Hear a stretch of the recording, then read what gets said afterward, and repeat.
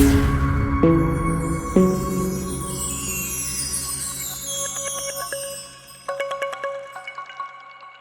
actually have a quick question for you, Valerie, Yeah, before for sure. everyone gets here. So I just started walking another dog. Today was my first walk with him. He's a big standard poodle. He's like 65 pounds, and he got hit by a car once, and he is terrified of cars and Mhm. dogs, like everything. He's scared of everything. Mhm. Just like crying and howling and just everything. He's like terrified. I have to like take him. So, what is the opposite of fear? Excitement, Hmm? excitement, or sleeping. Yeah, no, you're right. Excitement is definitely one of them, but there's another one. Confidence. Sleeping? Yeah, confidence. Good job, John. Okay. Confidence. Right. So, what is the first thing, even before trying to walk him? What would be the first thing you would ever work? What is the one exercise you work for confidence? Mark? Like, Yes, yeah. Okay. that would be the only thing I would work on. Like, I wouldn't even even for the walking, I would be like, hey, you want me to walk your dog, right? And they go, yeah, for sure. I want you to walk my dog. Well, I have to teach your dog Mark first because I have to bring the confidence up. So I'm gonna come over for like your hour walk that I'm supposed to walk your dog, and instead I'm gonna do Mark training. And when I can get Mark training a little bit solid, may take me a 2 days or so. Then I'm gonna take my Mark outside and I'm gonna start walking your dog. Would that be okay with you? And that's actually like walking is not important. Yeah. A lot of people think that it's important, but if you have a dog that's freaking out and is afraid of everything and you start to walk them, you actually make things worse. Yeah. You are participating on that energy. And unless you go in the middle of nowhere where there's absolutely no distractions, then you can help the dog, right? Yeah. Hello. Welcome back from like holidays. Woohoo. So exciting to be here today. We have a good class set up for today. How are you guys doing? How's the feeding going? John? So he had one I'm gonna call it a flare up this week with Stephanie, where hey Bella. Hi Bella. Hello. Where I was outside with the Chihuahuas and Stephanie was feeding him, and apparently, I mean, she was there. He got quite worked up. He can hear everyone, so he just came over to say hi. I really think Valley, because I'm his primary feeder, I can like literally put my hand in his bowl and take a piece of kibble out and feed it to him by hand. But anyway, it's with other people, so it kind of reiterates like I really do feel that he's fearful. Because with me, he's not fearful, but you know, when it's other people, that fear comes out a little bit more. So I think Stephanie, we were kind of split up last week. Stephanie was in the city working, and I He's was. frozen. I'm frozen. You were for a minute. You're fine Oh, now. and so anyhow, I just feel like it's fear. We have to work on getting more people feeding him more. Yeah. Yeah. He did for the sure. whole I like really like that he had a little bit of a mistake because mistakes are always opportunities for growth. Mhm. And it's kind of nice that she had an opportunity to experience that on her own. Stephanie, could you tell me a little bit about what you did once he reacted? yeah, we did the whole he was doing really well. It was the end of his feeding and it was with his bowl. When we did the release through the piece of high value treat, and then he was relaxing and I said, take it, and he was in take it mode. And I threw him a piece of chicken outside of his bowl. I was saying, good boy, and I threw it, and that the sound of the chicken dropping next to his bowl was the trigger point. So yeah. So you know what? That's interesting because maybe you want to replicate that a couple of times. And instead of seeing it like, oh shit, he reacted, is like, wow, this is a great opportunity for me to actually help him out. Eventually we definitely wanna have other people do the feeding. And like every volunteer before to feed Buck.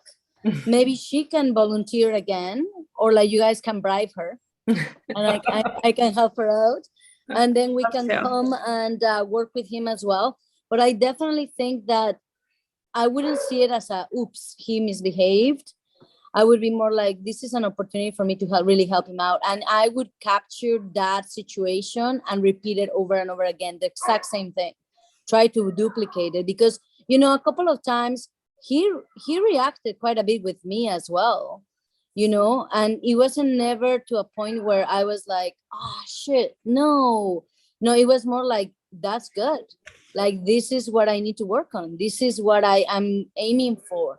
And, there were times where I had to go back to like kindergarten a couple of times and then like bump the ball with the spoon and like things like that. But at the end of the day, it just proved another opportunity for me to go even farther with his training.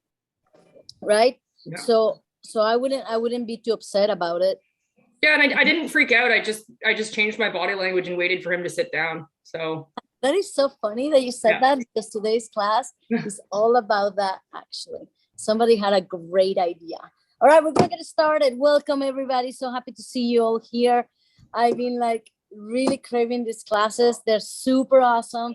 I had somebody actually suggested we do a little bit of an intro to understanding body language of ourselves, like how we can use our body language to help our dogs, not the other way around. We had a class on reading body language of dogs. Now somebody's asking, how can we use our body to help our dogs best? And so this is really awesome. So what I have for you is I have 5 body languages that we're going to go over today that we're going to use to help our dogs relax and to do other things as well. And now, before we get into the idea of how to use your own body language to help your dog, I want to ask if anybody has any particular question, so I can also answer those questions, maybe not at the beginning, but I can cover them and leave enough time for that. Does everybody have any question that want to address with their dogs right away? No? Okay, if you have any questions while we're talking, just unmute yourself and ask. Okay, so the first thing is that, as we talked before, the way that a dog actually makes a choice, an action, a behavior, a particular thing like that, is because they have, like, imagine in their brain they have this wall. The wall has bricks on it, and there's layers of bricks on top of each other. And so every brick is a concept. And this concept, if it's well established in the dog, is going to allow the dog to take certain actions, certain choices, certain behaviors. So like an example of a brick would be focus. An example of a brick would be confidence. An example of a brick would be optimism. An example of a brick would be engagement. So those are all bricks, concepts that help the dog understand how to perceive the world around them. Now, one of the things that really amazing about our body language in general as human is because we're bipeds, so we walk with 2 legs. It makes our body language a little bit taller, and it makes it easier for the dog to actually read it. Now, there is one exception to that, and that's dogs that never spend time with people when they were puppies. So if you have a dog that had that, then they will have a lot of difficulty reading body language. But if your dog had the gift of being around people when they were young, your dog is going to pick up on your language a lot sooner. So the first body language I like to cover is, how do you tell your dog that something they did was actually not acceptable by you? Something they did, a behavior they performed, is something that you didn't appreciate. So this is one of the most common body language that I use, especially when I'm working with a dog that hasn't learned manners very well, that may jump on me or try to take a toy away from me or try to be pushy, things like that. So the first thing I'm going to do is I'm going to put my hands by my armpits and cover my hands like this. And so what I'm doing is I'm actually making myself a little bit smaller with my arms, but my chest has to be up. And then what I'm going to do is I'm going to turn my head away, and I may actually look up at the sky. And then this tells the dog that all my energy that I was giving them when we were interacting has been removed. So, and especially if you even turn sideways as well like this, that's even more. Okay, so like what happened is the dog got excited, wanted to play with me, maybe nipped at me, and I go, oops, ouch, whatever I want to say, no, and I cover my hands in my armpit, stick out my chest, look to the side or up, and turn my body to the side. Okay, so this is a very clear signal to the dog that my relationship with him was stopped for a particular reason. Okay, it is a language that's saying, I do no longer want to interact with you. You understand? So this is something that you would do when they do something that you like. It's something easy, like jumping on you, like lunging at you when you're trying to play tug, like something like that, right? Okay, the next body language I want to cover is your typical language that indicates you did something right. Something that you chose was really liked by me. So the first thing is that we have a tremendous amount of muscles on our face. So we can actually create expressions that our dog is going to be able to, one, mimic. And the second one is understand very clearly. So I would suggest you practice this game with your dog, where you sit in front of your dog, no treats on your hands, okay? Just basically your presence. And what you're gonna do is you're gonna look at your dog like this, stare at your dog, and go, "Hey, papi," and open your eyes nice and wide, and your dog is gonna get excited. And then you say yes, and then you're gonna do like this. You're gonna look at them, and then you're gonna close your mouth and go like this. And your dog is gonna mimic that. It's gonna close his mouth and go like this themselves. So now what you're doing is you're playing a game of empathy, where you're teaching your dog to recognize your face even more.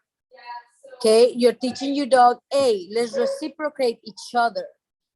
Okay, another one would be like, I look at my dog and I go, ready? And I do a little wiggle with my head, ready?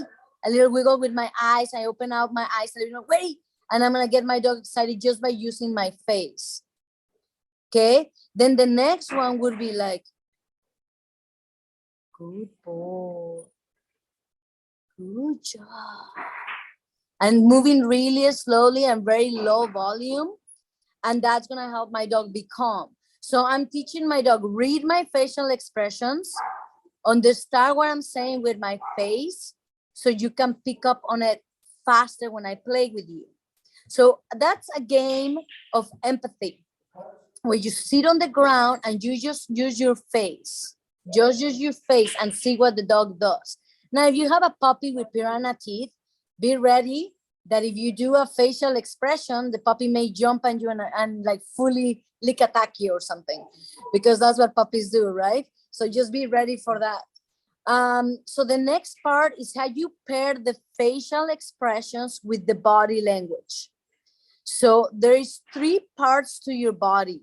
There is basically your head, your torso that covers from your privates to your neck, and then there is from underneath your privates to your feet. So those are like the 3 areas that the dog is gonna pick up on. So when I want to help my dog with a particular behavior challenge, let's say that my dog gets really excited about seeing a dog outside when I'm walking down the street. And so I got my dog got excited and I stopped moving, because whenever my dog gets into high SOT levels, intensity, I want to remove resources. So let's say I take up that resource away, the movement, so I stop moving.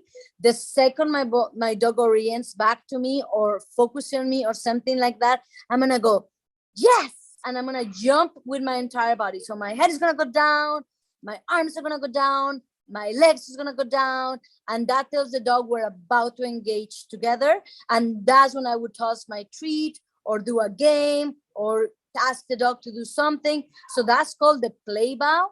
And so we talked about this before. If you had any classes with me, I probably covered it, maybe not in great detail, but that's what I'm doing. I'm actually telling the dog, I am fun, I am exciting, and I have value, and I'm ready to interact with you. So that would be the language of, wow, you made an amazing choice. I really appreciate your choice. And I want to give you something. You made me give you something. You made me give you more value because of the choice that you made. So notice that I never called my dog. This particular language, the play bow, is something that I would do as a response of the dog choosing to pay attention to me. And this is real key because, for example, especially when you're working with a little bit of a bigger dog, or like a dog like Misty, Bruce, because Misty really picks up on our body language. That is the one thing that she really is very attentive to. And I really like that. She will pick up on like those little jumps and things like that. And she really enjoys that and gets excited.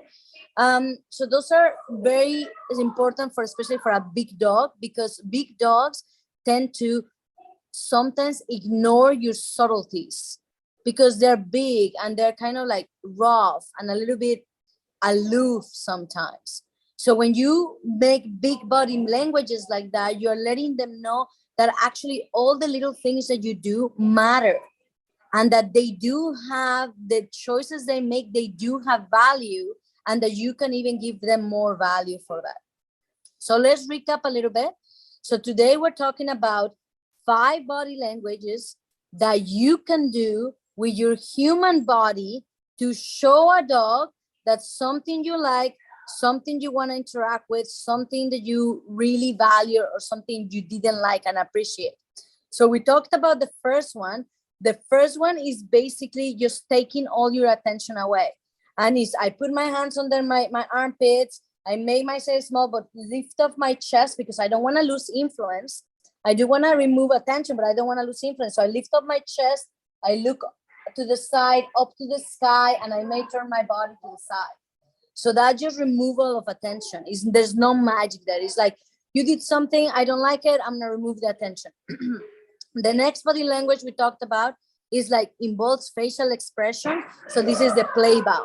So the play bow is really nice to start by telling your dog if they can read your face first. So it will be like, it's like a little shake with your head, and then you bring your body down with a little jolt, and then your knees bend down, and then that tells the dog, yes, I like that. Thank you for doing that. I want to interact with you. I'm going to give you value. So far, so good? Okay. The next body language that is quite valuable to use with our dog is actually when you're putting energy and emphasis into a particular point. So the particular point that you want to put emphasis to will give the dog the opportunity to focus on that point. And this is an important body language because it really instigates the dog to learn with you.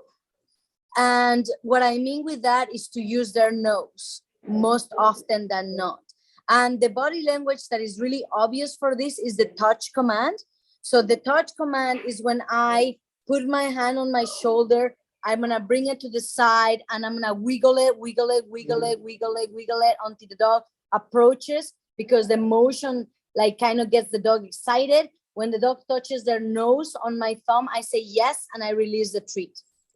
Okay, this is a very specific type of movement.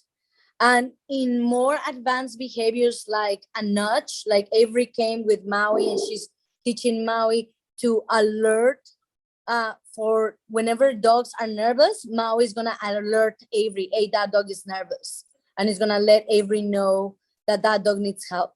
So in that's a little bit more advanced of a behavior. And so the touch becomes that kind of like ability to signal the dog to do something becomes a much more advanced behavior later on.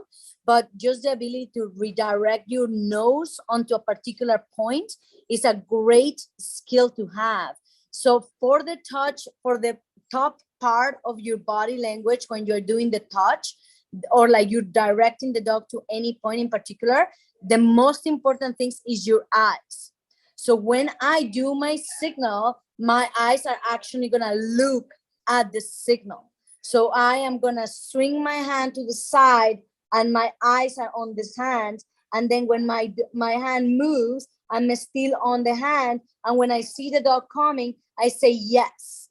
So that is the actually most important part, is that your exercise, your energy is going to that particular point. A lot of the time what happens is people will go this touch, and then you're over there or over there, and the dog never follow that. Okay, so that is actually really, really important to do. You have to look at your hand. If anybody of you knows how to play bowling, which is when you lure your dog back with a treat, you actually have to look at your hand if you want the dog to do it. If you don't look at your hand, your dog won't be able to do it. They won't follow it because your energy left. So there is this, one of the ways in which we can create with our dogs a sense of influence, where our dogs want to learn from us, is by being congruent. And congruent is actually a big subject. As a matter of fact, on our class that we give to like university students about dog psychology, there's an entire chapter just in congruency. So congruency is when your mind and your physical body are in sync. So if I think my hand is important, but I'm not paying attention to my hand, there's incongruency there.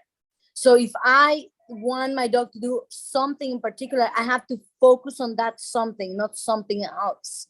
So that's really key. So when I'm moving my body to direct my dog, is my entire energy, my entire focus is gonna move towards that point. So that brings me to the bottom of your feet, like you're actually the third part of your body from your hips to your feet. That brings me to that point, which is that area must also face the direction of your hand. So when I actually do my signal, I'm actually gonna bend. So if this is my signal, my knee is gonna be pointing at my hand when I do my touch. So my knee is not gonna be facing forward and my hand is on the side. So my knee is gonna be pointing at my hand when I do my touch, right? So not here, here. You understand? So that's really important. I apologize, Mr. Coy got excited because I did a touch command from a distance. Now he wants to come. And so do you guys understand? So we have 3 body languages so far. So one second, guys. I'm just gonna ask my uncle for help. Tío, ¿me ayudas? Thank you. See the power of family, you guys. My uncle to the rescue. Okay. So we have 3 body languages that we covered so far. So the first one is I'm gonna remove all my affection, my attention, everything. The next one is like, yes, that's what I wanted. Good job. You're gonna get more value. And the third one is I need you to focus now. So these are really basic things that you can use at any time to create a different state of mind with your dog. So the touch command is an example of redirecting your dog, but you don't even have to do that. You can go, oh, what's this? And you can look at something and put all your energy into it, something, and move towards it, and your dog is gonna be checking it out. Try it out. It's like so obvious. They'll do that, right? Is everybody okay with that? Everybody okay with that? All right. So the next couple of body languages are body languages that we want to use very carefully because they do have powerful messages. And so we want to make sure that when we do them, we don't do them in excess and we don't use them in vain. Because think about every opportunity that you're with your dog, think about as an opportunity to build trust and respect. When your dog will start reading your mind, like literally reading your thoughts at a certain age, when they fully 100% trust you. So if you are creating instances where your dog may feel afraid of you, or where you like inadvertently kind of like broke their trust for a particular reason, then it's going to be harder for your dog to read your mind. So I find usually the age where they can start reading you is actually around 1.5 to 3 years old, where they literally, you don't even have to say anything. They just do things for you when you think about them. But again, you have to be very specific of how you direct your body in which presence, like when in the particular thing. And number one way to get your dog to really read your language and your mind and things like that is doing engagement one.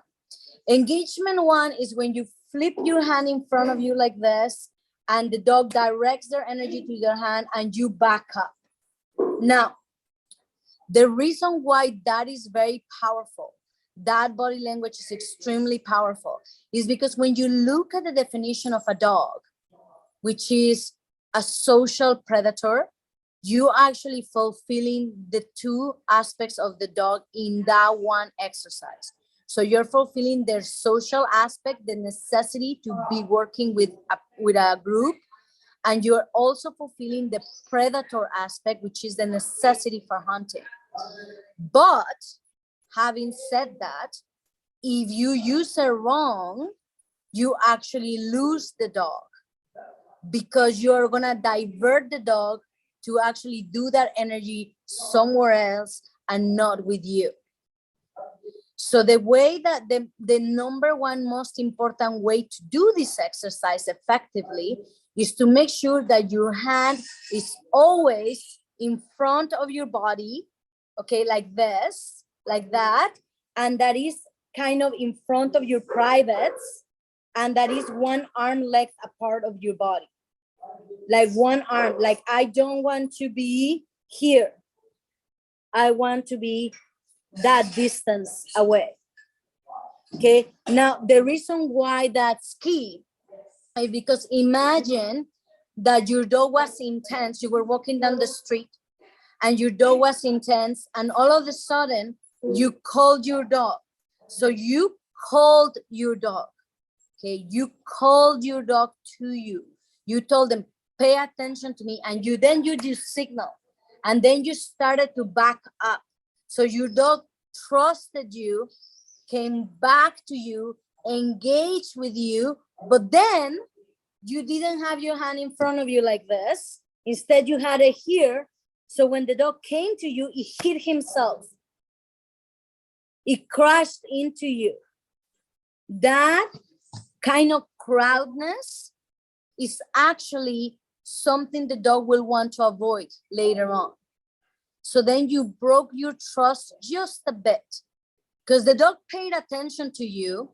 He trusted you, came, and then he got smashed. The energy got smashed. So that's why when I ask you to do like engagement one, I always tell you, keep moving back. Because even if you screw it up, as long as you keep moving back, that dog is not going to crush into you. Right? So that is a really awesome exercise, because it builds a tremendous amount of trust as long as you have that distance from your hand, and as long as you pay every time you back up.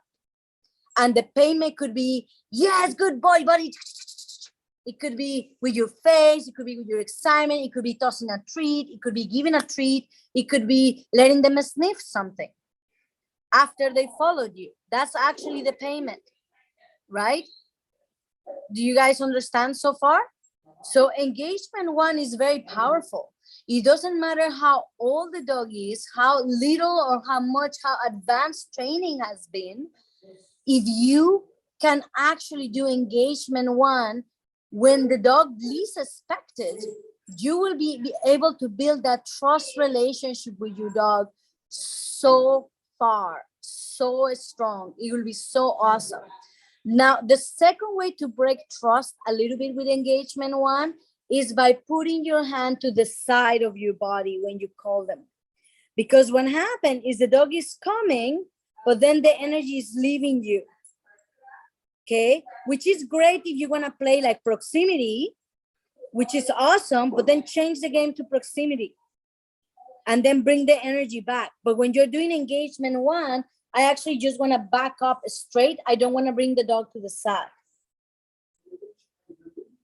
Okay, So that's really, really important. So again, this particular body language that we do, it can have so much impact with your dog because it has so much power.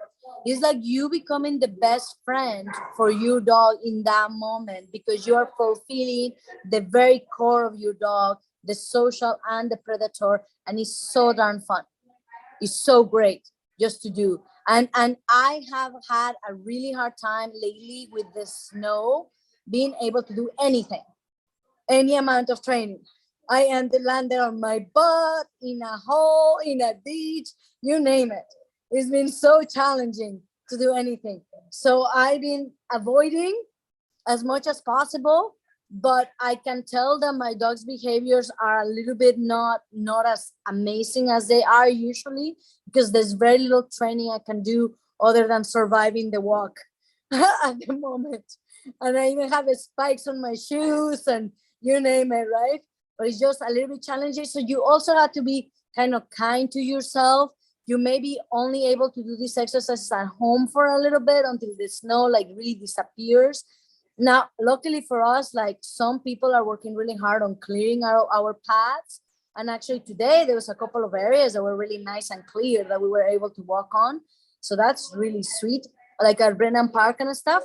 But like for everybody else, be kind to yourself and try to do the exercises in the house. Like it really doesn't matter if you do them in the house or outside the house, as long as there's a little bit of challenge. And when we talk about challenge, we specifically are talking about layering. And we covered, our last class was about layering. If you guys didn't see the layering class, it is on our Facebook channel. You can listen to it while you're going to the bathroom, having a shower, cooking, doesn't matter. But that's just a really good way to challenge your dog. Okay, so so far we have a body language that says, I want to remove all resources from you because I don't want to participate on that energy. I have a body language that says, wow, I really like that. I'm going to give you more value. Then I have a body language that says, let's redirect your attention onto something so you can learn even more and we can be curious together and we can be a team together, like the touch and things like that. And that again goes into higher level behaviors. And then we have a body language that fulfills the actual dog. Engagement 1, very simple, doesn't have to be fast. You just move backwards with your dog in the middle and not your hand not crowded into your space. Okay, is everybody okay with that? Okay, just a reminder, a really, really great, fabulous game that you can play with your dog is the empathy game. So for the empathy game, you sit down on the floor. Oh, look at the little one. I saw you. Yeah. Oh, wow, she's grown. She's grown. Look at that. She's grown.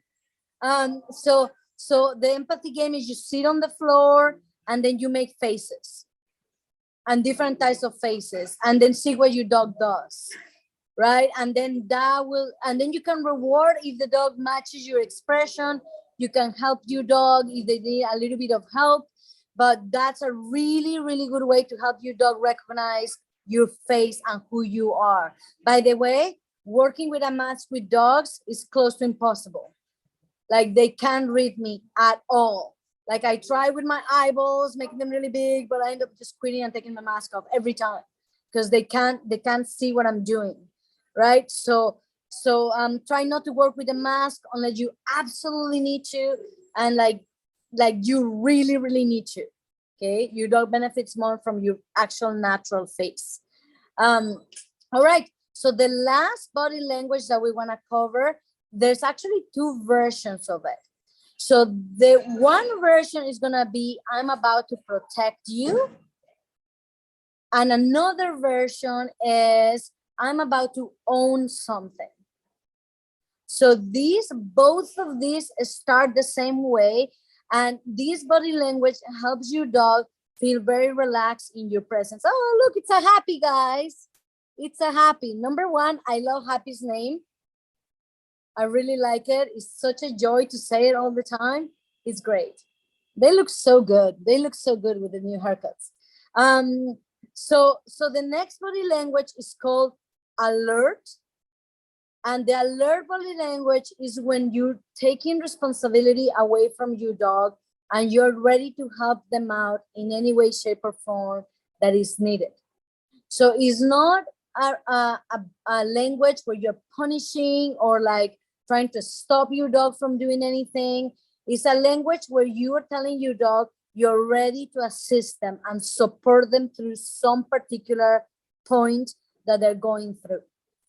So the single best way to do your alert body language is to make sure you understand the 3 parts of your body. So your head, your torso, and your legs. So we'll go over the legs first.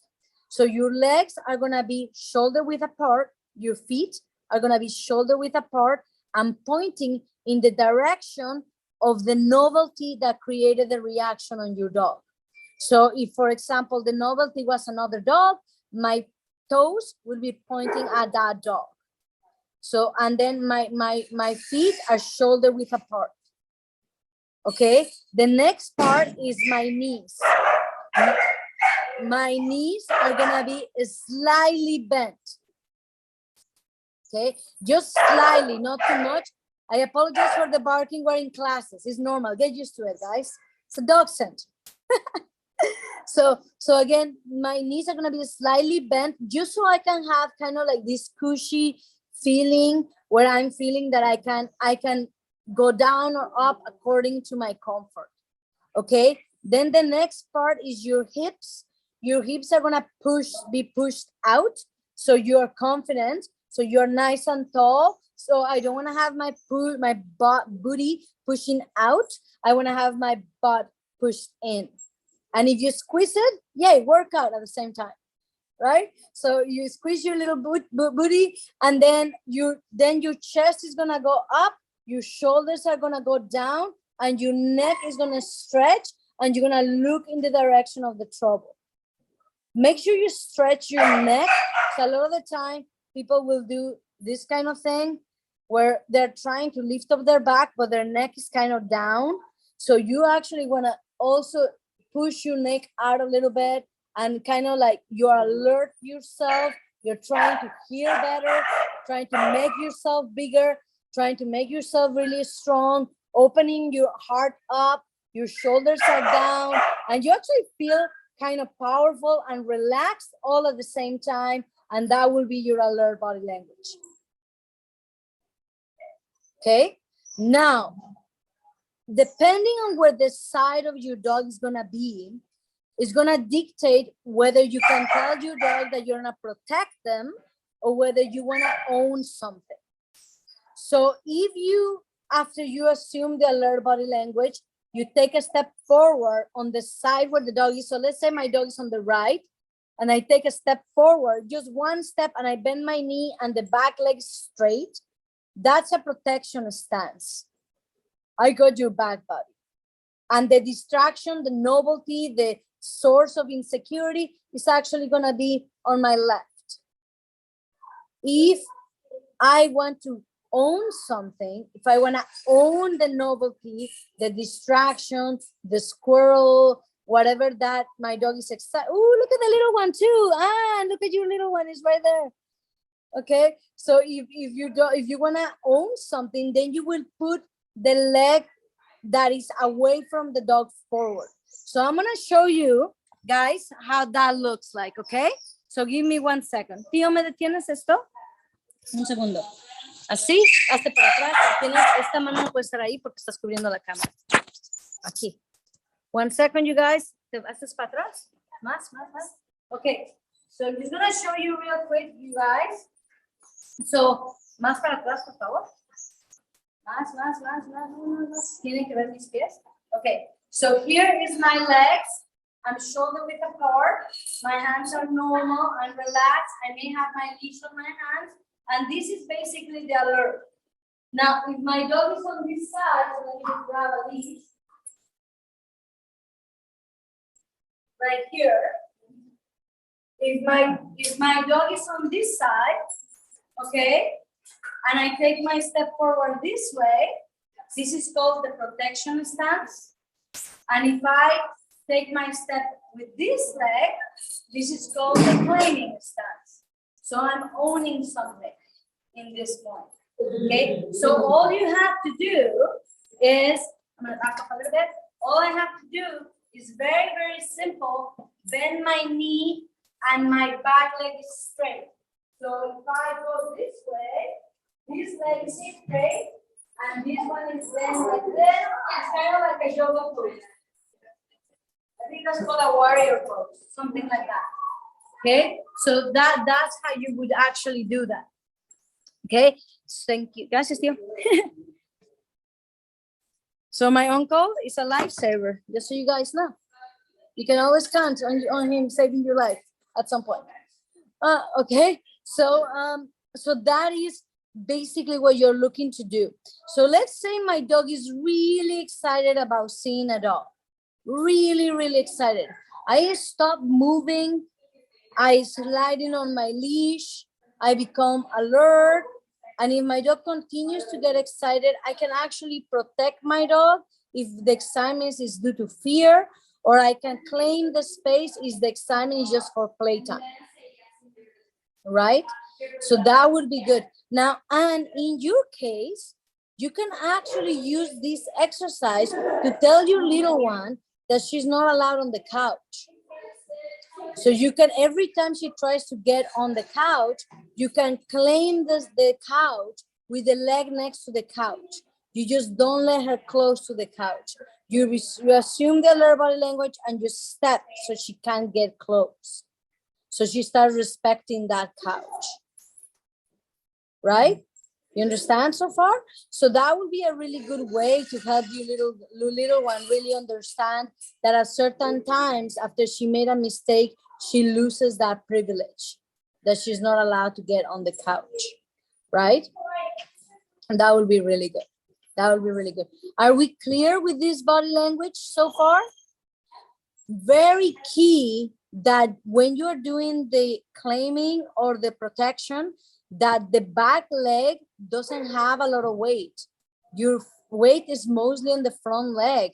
So that way you are very strong.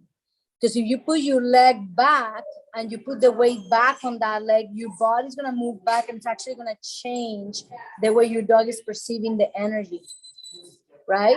So if you guys ever don't leave it uses a little bit of that claiming stance, that protective, a little bit, it's a combination of that movement and the hand added to it, right? So that is very much how it looks like. Okay, let's look a little bit of a review. We have the ability to communicate with our dogs at a very, very intimate level. And the intimacy between you and your dog really comes when there's trust and respect. When the dog can see you as predictable, when the dog can understand that they can read you and they know what's going to happen. That's based on trust. So you can use your body language to help your dog gain that trust. The first that we talked about is removing your affection, your energy, your value. Basically because maybe the dog did something that you don't want to participate in. It's not a punishment, it's just feedback. Okay, the next language that we talk about is the opposite. I love what you did. Yes, let's do that more often. Bring your weight down, move your face and play with your dog. Create more value for the particular choice that your dog did. Okay, look, she's learning. Kiva is learning. Okay, and then the next body language that we talk about is now that when your dog is really happy about something and they're a little bit intense about something, you can direct that energy. And that direction has to do with how you move your hand and your legs and your face. And the most basic one for redirection is the touch command. But you can do it just by looking at something. Like it doesn't have to be a touch, but I'm just trying to get you to understand that if you direct your energy and your body into something, your dog can be redirected too. The fourth body language, okay? Who can remember what the fourth one was? Let's see. Either the protect or what was the other one where you're closing them off? You're right. Protection or claiming, but that's the fifth. Oh, So fourth. You got it right, though. So that's coming up. Huh? It's the engagement one. That's right, the engagement one. So just one more fun one before the serious one. So the engagement one, it is an opportunity for you to build trust, because you can use it anytime. You can actually call your dog. You can use it to create value for a choice. Like the dog looks at you and you say yes, and you do engagement one, you back up. You also use it by your dog is distracted. You say your dog's name and they actually engage with you. Okay, so that one has a lot of value. Now, remember, for that one, there are two ways to break a little bit of trust. One of them is by putting your hand too close to your body, so there's no room for the dog to direct their energy. And the other one is by sending the energy away, so you never actually got the energy, right? So I'm trying to get the dog to bring the energy to me. So I'm gonna keep in the front. So a really good way to see it is I'm gonna cover my privates in front of me, but I'm gonna leave a space 1 arm length so I can do that, okay? So that's really, really a nice way to look at it. And that's the fourth body language. So again, this language is like amazing for distractions, for like anything. And it really builds a dog that wants to pay attention to you no matter what, because they never know when you're going to do engagement one. It's very easy because you don't have to do it fast. You just have to back up. Okay. The last one is the one that John talked about, which is the one where you're about to tell your dog that you can support them. So this particular body language is something that you want to use when you need to assist your dog, whether you need to assist them to calm down, or you need to assist them to be brave, or you need to assist them to just perform better on a particular behavior. It involves assuming the alert body language, right? And then you can either from there go into claiming or protecting. Now, you don't have to do claiming or protecting. You can just stay at alert. A lot of the times, all I have to do is stop and become alert, and my dog will automatically disengage. Automatically. And they just come back to me and they go, "Hi, Mom." And I go, "Hi, guys, good job." And then I do playtime, right? So sometimes I don't actually have to follow through, because as soon as they feel me, like those pick up on you so much. It's so crazy amazing. This week that we were talking about, oh, by the way, guys, we have amazing new classes coming up. It's going to be so much fun. This last week, the weekend, all the trainers, we were working on our brick of trust. And we taught the dog the trust fall. And now we have dogs throwing themselves off the bed. It's so funny. It's so good. We're doing so well with that. It's so much fun. So there's so many things that you can do with your body. One of the things that I would really suggest is playing that empathy game that I was telling you about. Make sure you're sitting on the floor when you first do it, because if you add the level of difficulty of using your torso and your legs all at the same time, your dog is not going to learn as fast. But if you just sit down and you just use your face first and teach your dog different expressions with your face, you're going to get farther a lot faster, right? All right. So this is the new year.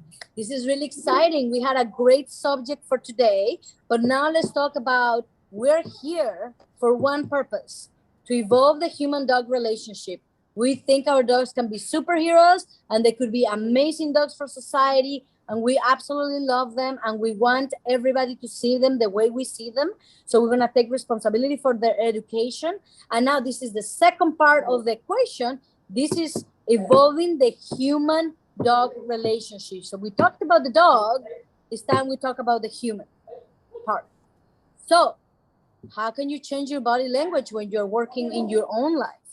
How can you feel different in your own life? How can you help yourself break through situations that are a little bit challenging in your own life by just working through your body language. It's really crazy. I went to this seminar with this man called Ed Foreman. Now, Ed Foreman, I'm going to tell you something. He's 94 years old, and the man is more energetic than a 30-year-old. Okay, he's amazing. When he was very young, when he was in his 20s, he went to work to an oil rig, and he was paying a lot of attention. He was doing the worst jobs, even though he studied to be an engineer. He was being dirty with his hands, doing every kind of job that you can imagine. And then he started to pay attention on how to make that kind of work more like easy. And he paid so much attention that he realized how can he fulfills a need in the oil fields. And next thing you know, by the time he's 24, he's a multimillionaire because he changed the oil fields forever.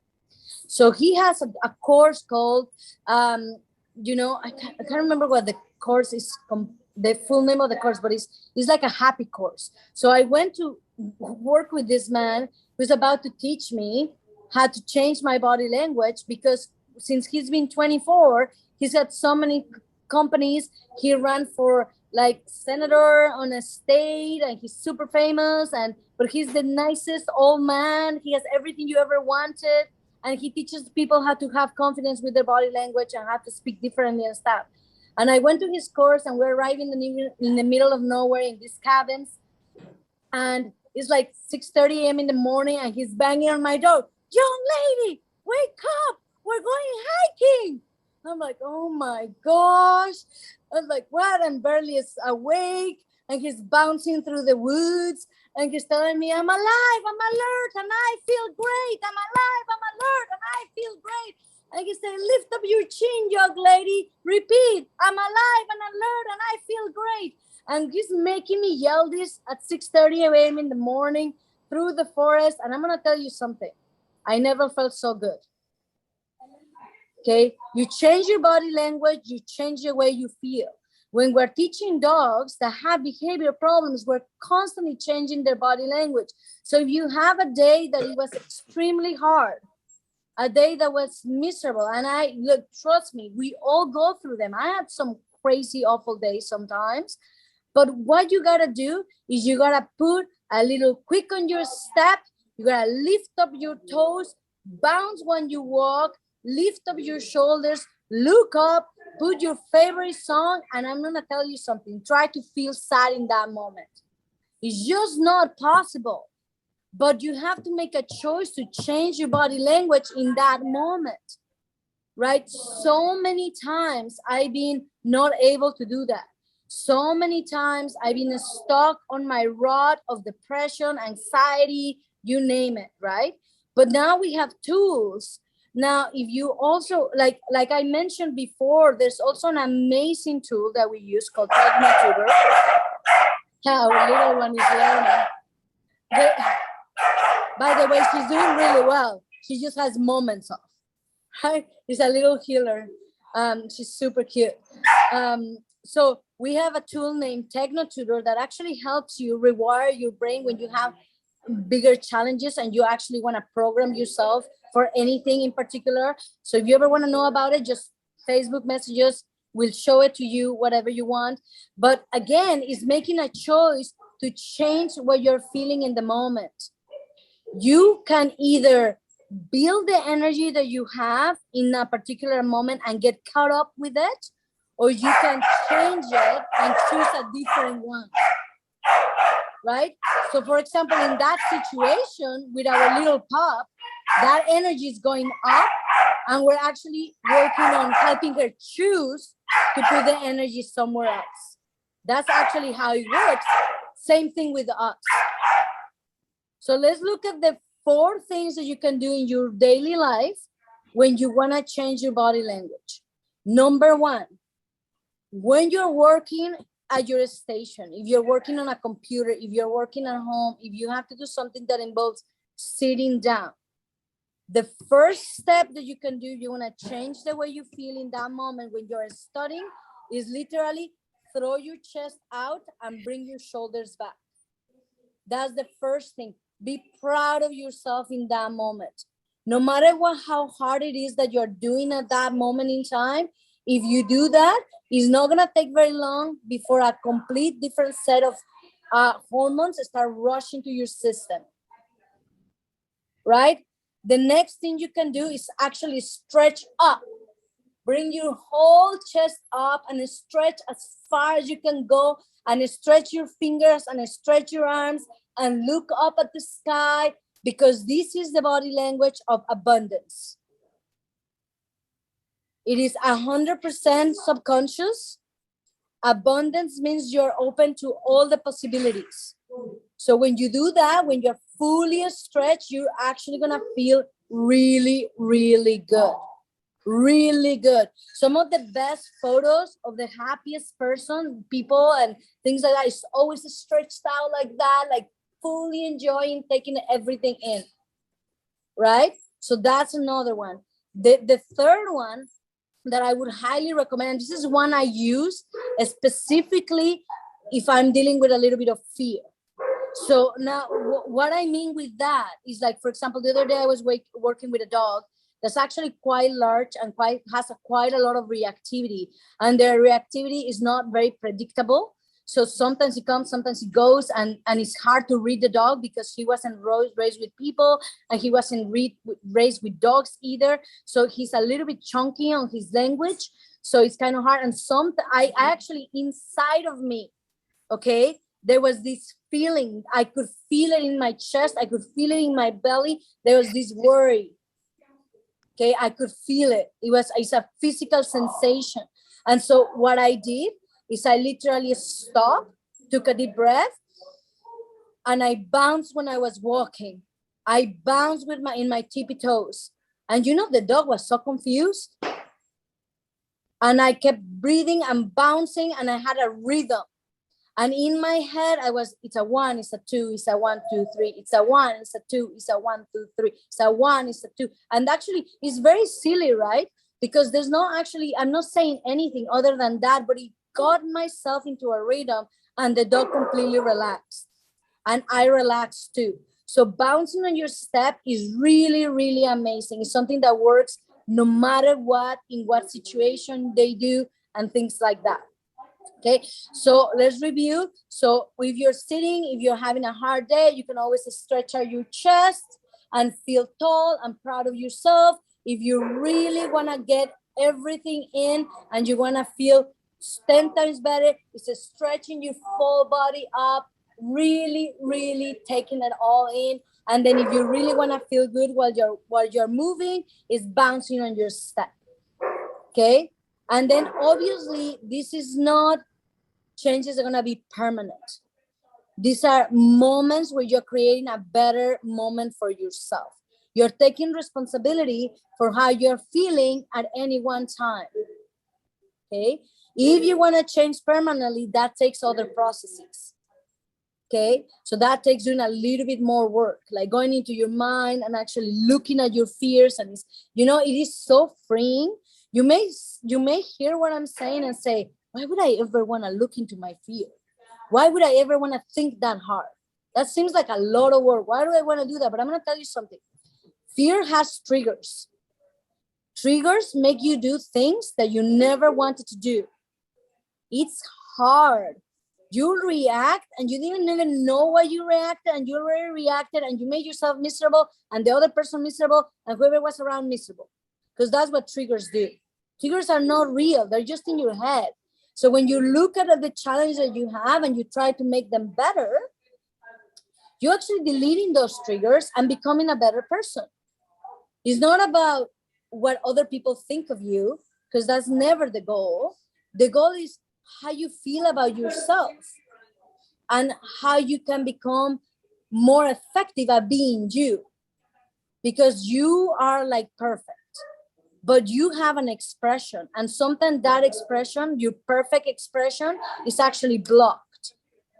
And you can open that block and let it go, so you don't have limitations, and you can grow and you can give more. And the more you give, especially if you're a guy, you guys, it's so amazing. Like anytime, like I'm in trouble, a guy comes in and helps.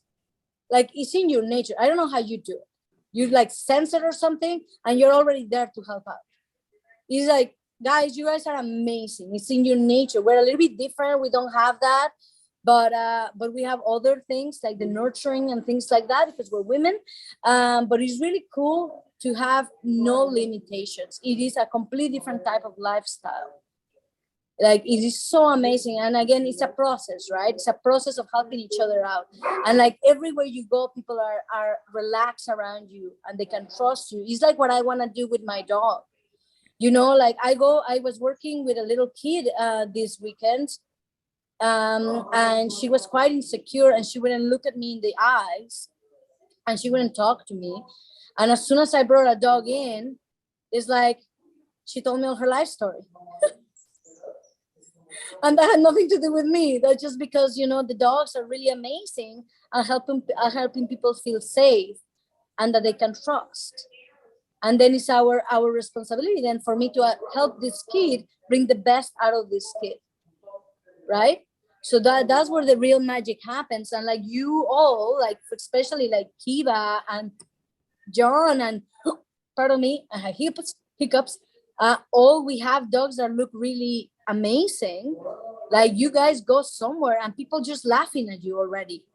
Like people are already smiling when they look at you with your dog, right? Your dog brings so much already, such great energy. So all you have to do is keep working on yourself and keep working on your dog so your dog becomes a dream so you can take your dog everywhere. It's so fun to be able to do that, right? And Bruce, your dog is gonna get there too.